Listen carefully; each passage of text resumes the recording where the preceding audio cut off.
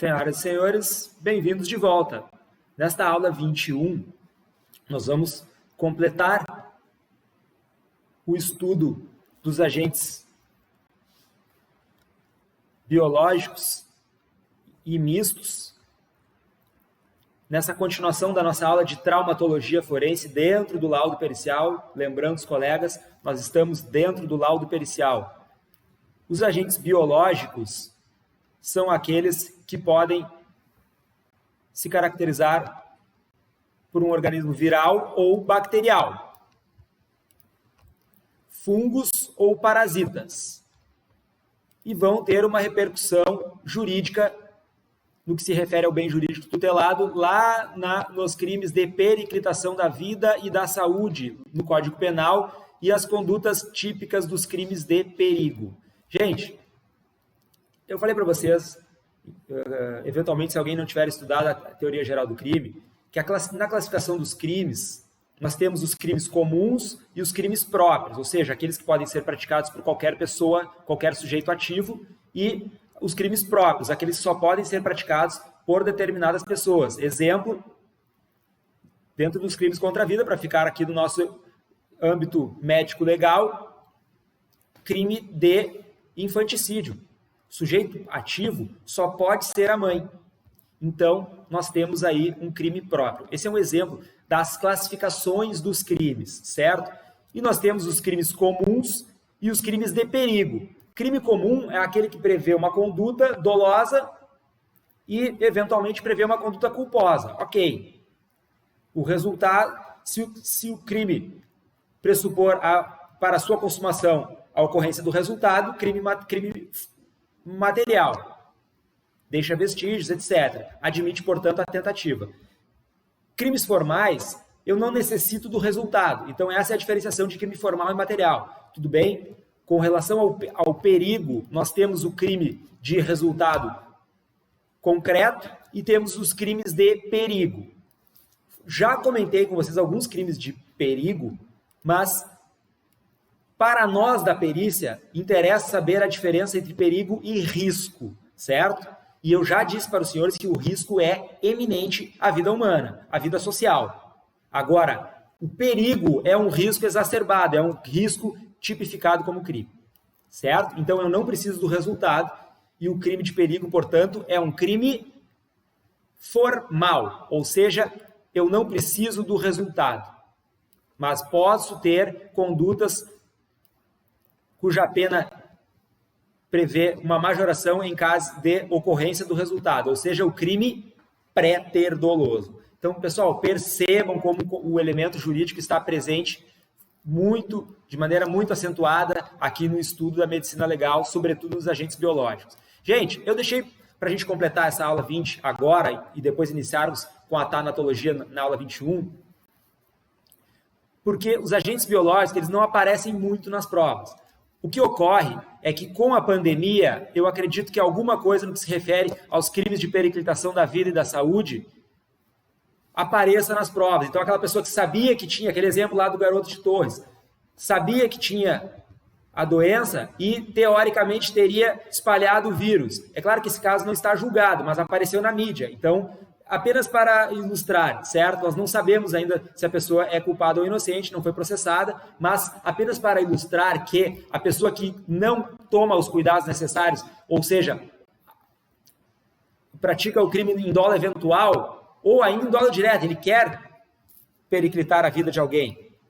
Se ele tiver uma conduta eventualmente dolosa, ou seja, em dolo eventual, pode estar praticando um crime de exposição da vida e da saúde. Então, aí no caso a pessoa tem o dolo específico. Aqui pressupõe um dolo eventual, os crimes de perigo. Então, eu acredito que nós estejamos aí falando em alguma coisa referente à Covid-19 e à pandemia do novo coronavírus de 2020, por conta do aspecto viral dos agentes biológicos, certo? Gente,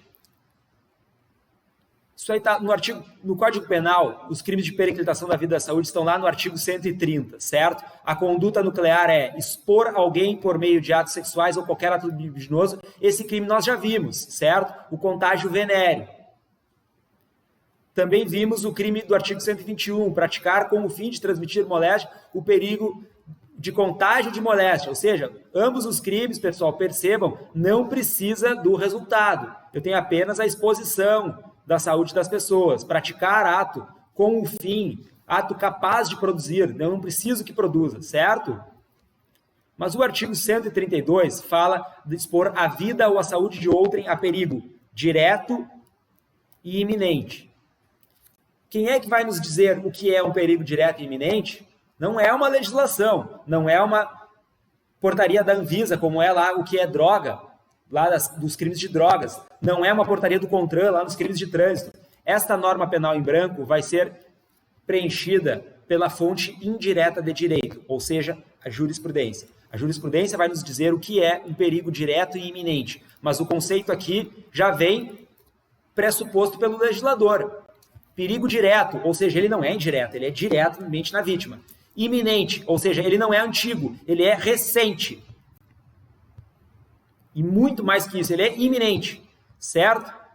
Então, pessoal, este aqui é o delito que nós estamos falando quando tratamos de agentes biológicos, certo? Exposição da vida ou a saúde de outrem a perigo direto e iminente. Artigo 132. Tudo bem?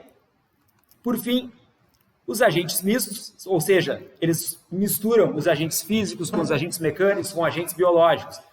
Gente, agentes químicos, palavras-chave, isso aqui aparece muito pouco nas provas, no entanto, tem uma implicação jurídica que nós já vamos ver. Primeira delas, inanição, a falta de alimentação. Segunda, desidratação, a falta de hidratação. Fadiga, o cansaço muscular ou mental. Pessoal, a emoção tem um valor específico, o agente misto emoção tem uma implicação importante lá no que se refere ao homicídio privilegiado. Vamos voltar um pouco lá no crime de homicídio privilegiado. Artigo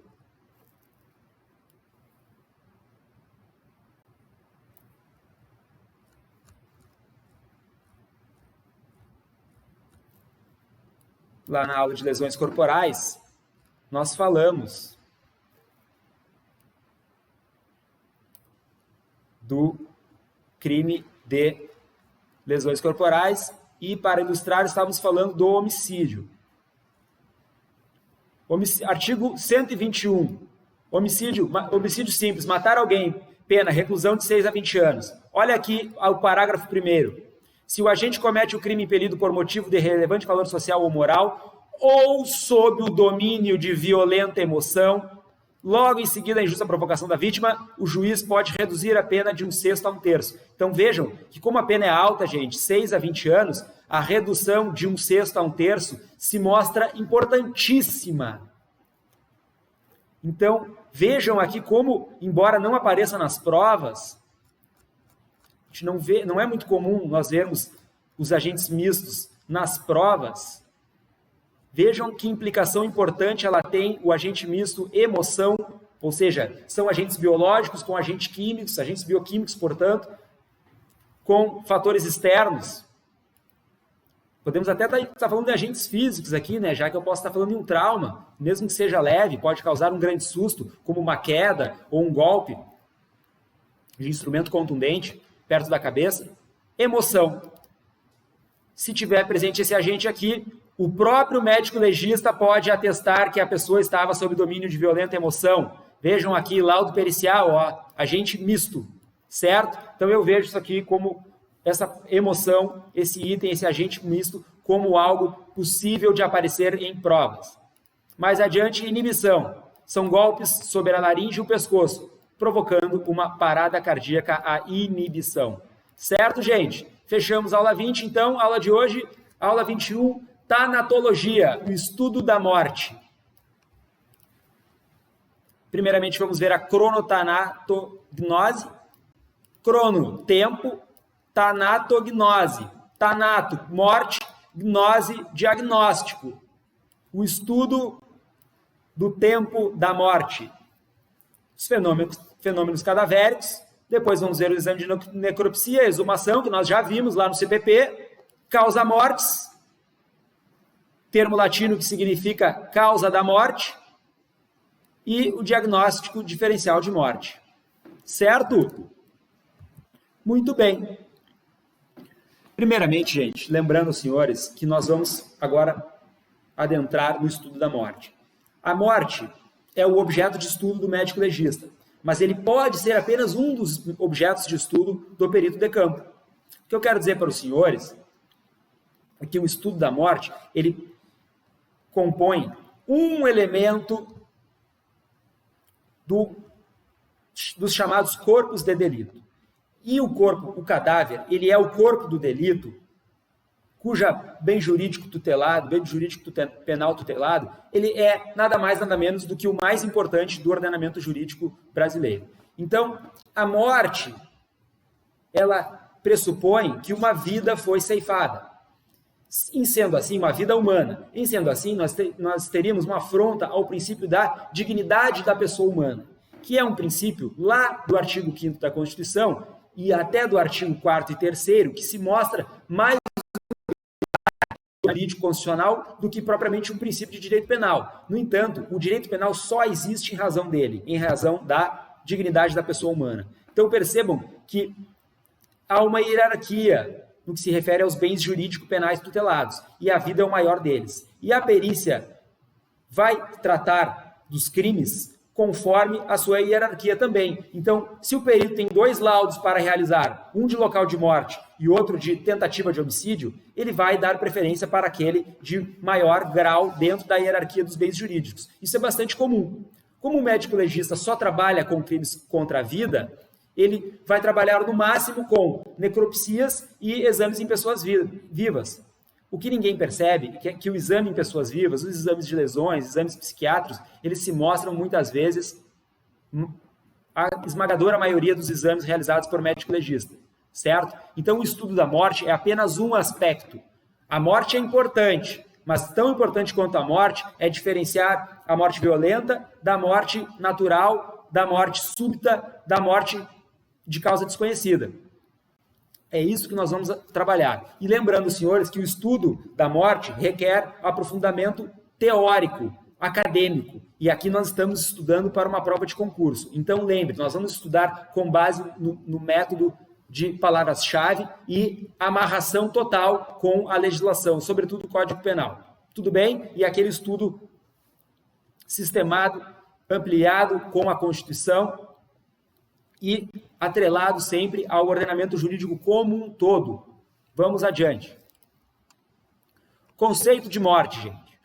As provas vão apresentar 2 conceitos de morte. Conceito médico, pode estar relacionado à respiração espontânea ou não, respiração reflexa ao menos, ritmo cardíaco diferenciado, eletroencefalograma isoelétrico, a morte encefálica e vai sempre fazer menção à resolução 1480 de 97 do Conselho Federal de Medicina, certo? Então é um conceito objetivo, embora tenha causas múltiplas, causas clínicas múltiplas, certo? Segundo conceito é o jurídico, e ele só vai dizer que uma pessoa morre quando estiver publicado o atestado de óbito, certo? Conceito médico, conceito jurídico. Eu diria para os senhores que nós podemos ter um terceiro conceito, que não apareceu nas provas ainda, mas tem aparecido com frequência nos artigos científicos de criminalística, o conceito criminalístico. Que conceito é esse? É aquele em que o perito de campo encontra um corpo humano com sinais cadavéricos evidentes, certo? Então não é um médico, porque o diagnóstico de morte é um ato médico, é um ato privativo de bacharel em medicina, mas o perito de campo, que não é bacharel em medicina, ele faz um exame perinecroscópico. Então, ele pressupõe uma morte. Ele encontra sinais inequívocos de morte. Então, nós temos um conceito médico, um conceito jurídico e anotem aí o conceito criminalístico. Tudo bem? Classificação da morte. A morte pode ser por extensão, anatômica ou histológica. Por reversibilidade, ela pode ser classificada em aparente, relativa ou real. Quanto ao processamento, a morte pode ser classificada como súbita ou agônica. E quanto à sua causa jurídica, a mais importante delas aqui para nós, gente, a morte pode ser classificada como natural, violenta, suspeita ou desconhecida. Eu diria para os senhores o seguinte: a morte é gênero do qual são espécies, primeiramente, a morte natural e a violenta. Dentro da morte natural, dentro da morte violenta, nós podemos ter homicídio, suicídio e acidente. Dentro da morte tanto natural quanto violenta, nós podemos ainda ter a morte suspeita e a morte desconhecida. Eu não sei se ela foi natural, eu não sei nada sobre ela, ela é desconhecida. O que eu diria para vocês, senhores, é que uma morte suspeita pode ser natural e uma morte violenta pode ser desconhecida, certo? Uma não depende da outra. Então, vamos lá. Morte natural, violenta, homicídio, suicídio ou acidente. E a morte ainda pode ser natural, suspeita, pode ser natural, desconhecida, pode ser violenta, suspeita, pode ser violenta, desconhecida. Viram o jogo de palavras? Esta é a causa mais importante, é nela que nós precisamos nos apegar, e esse joguete de palavras. Vamos adiante. Pessoal, cronotanatognose. Disse para os senhores, é a cronologia do tempo da morte.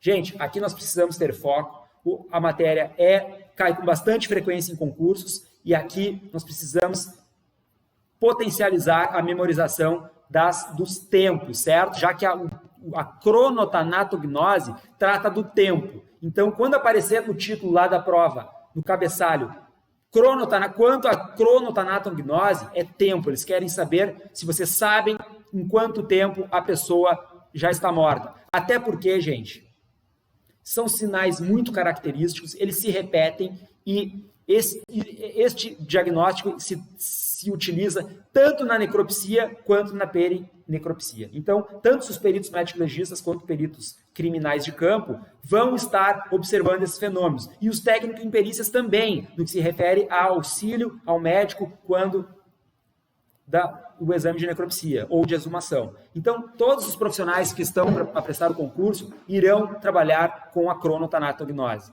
Os legistas muito mais, mas os peritos de campo vão se utilizar desse vestígio extrínseco ao cadáver, ou seja, iminente no cadáver, para o seu exame, seu levantamento, para ter uma noção do que está diante dos seus olhos.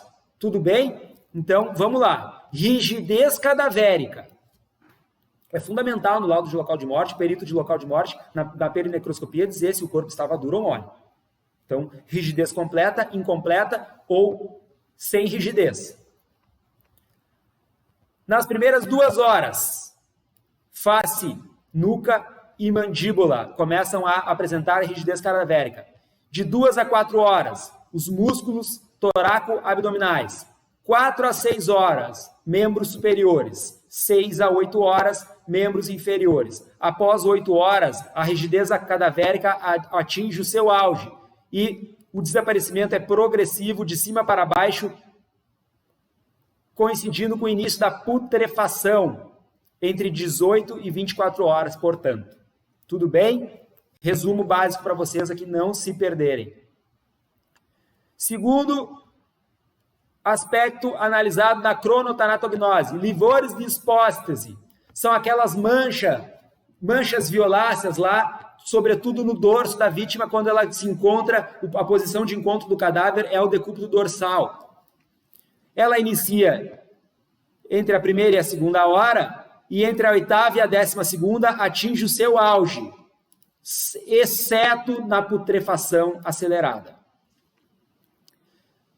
Adiante, mancha verde abdominal. Gente, a mancha verde abdominal é lá depois das 18 horas. Então, percebam que ela é posterior aos livores de hipóstase. E livores de hipóstase é um fenômeno cadavérico, é um sinal de morte, muito observado também pela legislação. Aonde?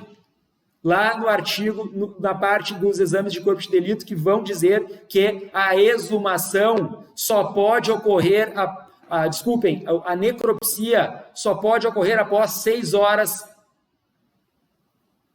do recebimento do cadáver. Por quê? Porque o corpo precisa apresentar livores de hipóstase. Então, se os livores de hipóstase já estão presentes lá na perinecropsia, o médico legista não teria por que não realizar o exame. O que ocorre é que o médico legista que deve fazer esse exame, já que o diagnóstico da morte é um exame próprio do médico, ele é um ato médico.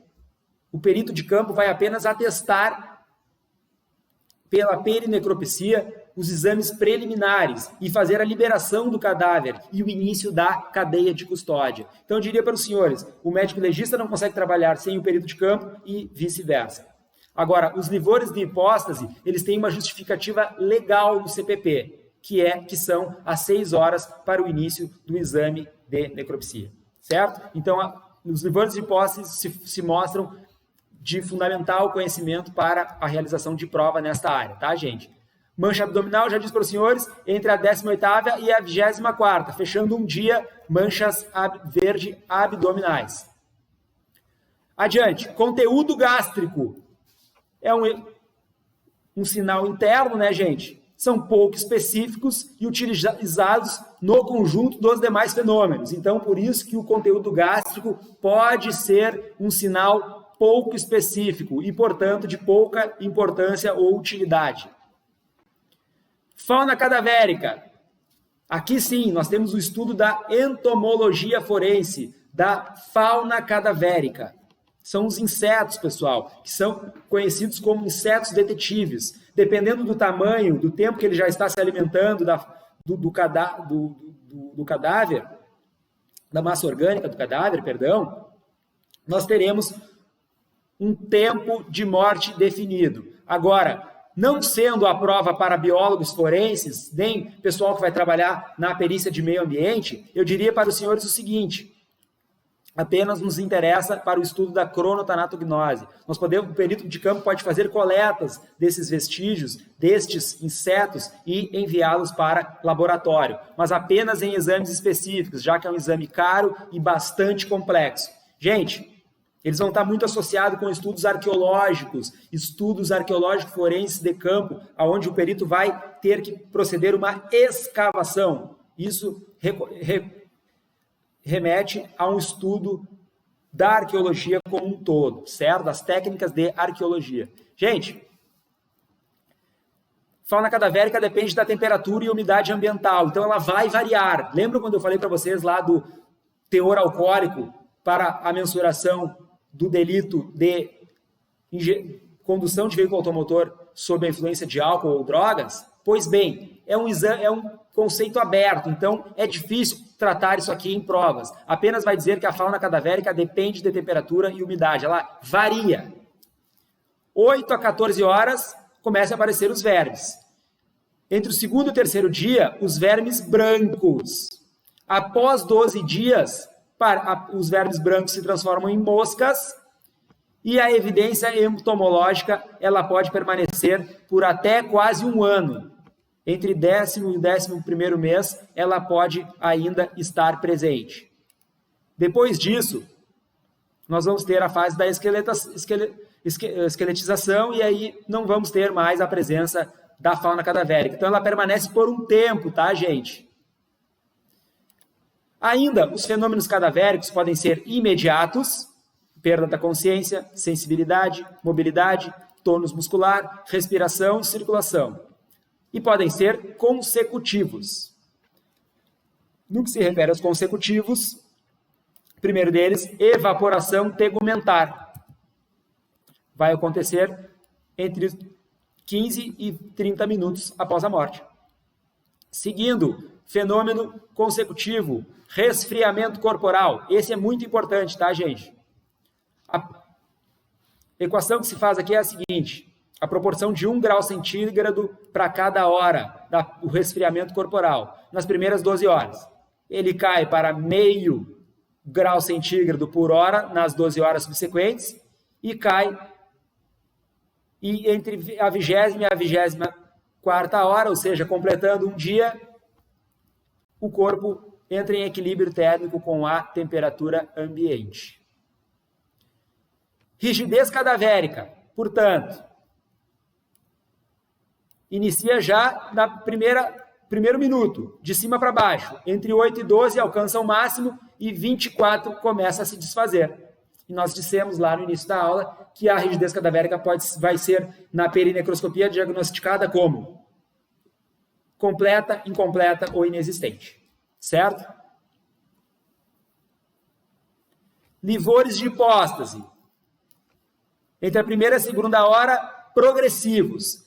Entre a quinta e a sexta são evidentes. E a justificativa para a necropsia, como nós já falamos. E na 10ª hora começa a ficar em pontos fixos no corpo. Pessoal, ainda nós temos os fenômenos transformadores. Vejam que o avaliador pode querer confundir os senhores entre os fenômenos imediatos, consecutivos e transformadores. Transformadores são aqueles que o próprio nome diz, transformam o cadáver. Primeiro deles, autólise. Fenômeno transformador. Começa a ocorrer a autólise do cadáver. Segundo, putrefação. Putrefação, então, é a deterioração, né, pessoal? Fase cromática é a primeira delas. Entre 18 e 24 horas no verão ou 36 e 48 no inverno. Fora do sol, aparece uma mancha verde abdominal. Se estiver no sol, ela pode estar ausente.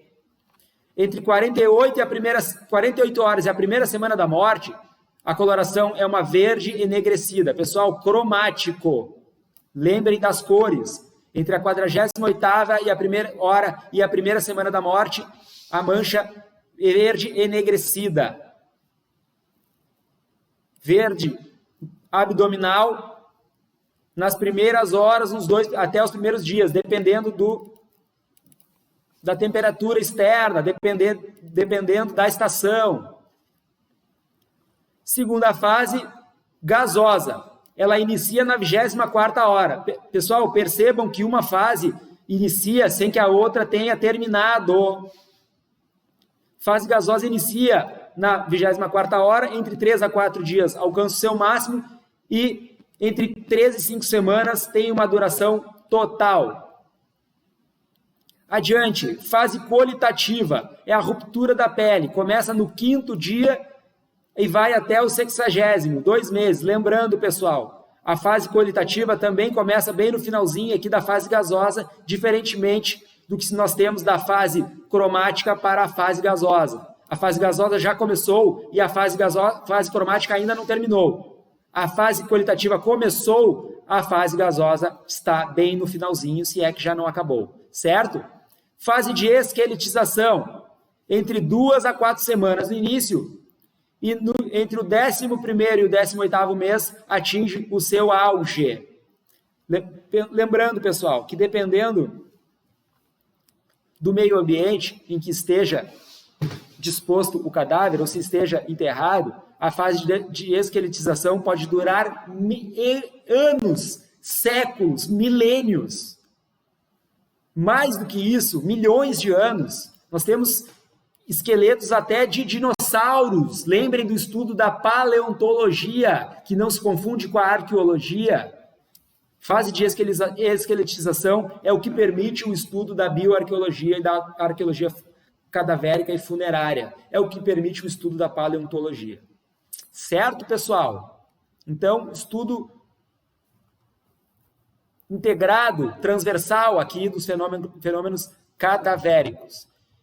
Gente, adiante. Outro fenômeno de transformação, fenômeno transformador, maceração séptica. É a imersão do cadáver em meio líquido séptico. Sinal da maceração séptica, engruvinhamento e o descolamento da pele. Lembrem aqui na maceração séptica, a imersão do cadáver em meio líquido séptico e o sinal engruvinhamento e descolamento da pele. É um fenômeno transformador, diferente dos fenômenos conservadores. Estes, nós temos aqueles que conservam o cadáver, gente. Conservam o cadáver, não confundam aqui. O avaliador vai querer dizer para vocês que a fase de esqueletização, por permitir que o cadáver que o esqueleto fique intacto, que o cadáver está intacto. Pessoal, o esqueleto pertence ao cadáver. O esqueleto não é sinônimo de cadáver, certo? O cadáver tem mais coisas além do esqueleto. Então, o esqueleto é um fenômeno transformador. Ele transforma o cadáver em esqueleto. Já o fenômeno conservador, ele conserva o cadáver além do esqueleto. Tudo bem? Mumificação. Em ambientes com baixa umidade, alta temperatura e ventilação. Com baixa umidade e altas temperatura e ventilação. Nós temos a mumificação ocorrendo entre 3 meses e vários anos. Então, ambientes com baixa umidade, com alta temperatura e com ventilação adequada, o cadáver pode ficar mumificado entre 3 meses e vários anos. Segundo fenômeno conservador, saponificação. Ele ocorre em solos úmidos e ricos em calcário. E ainda, a gordura do cadáver se transforma em cera entre 3 e 6 meses de duração. Por fim, pessoal, a maceração asséptica. Não se confunde com a maceração séptica, que é um fenômeno transformador. A maceração asséptica, ela conserva o cadáver. São os fetos que ficam no meio líquido asséptico, dentro do ventre da mãe, até o 5º mês de gestação, certo? Elas caem bastante em concurso, então prestem atenção nessa diferença. Pessoal, encerrando a aula de hoje, a aula que vem nós vamos ver então o exame de necropsia. Lembrando que nós já analisamos bastante eles lá quando falamos da legislação, agora vamos focar na parte clínica. Até lá!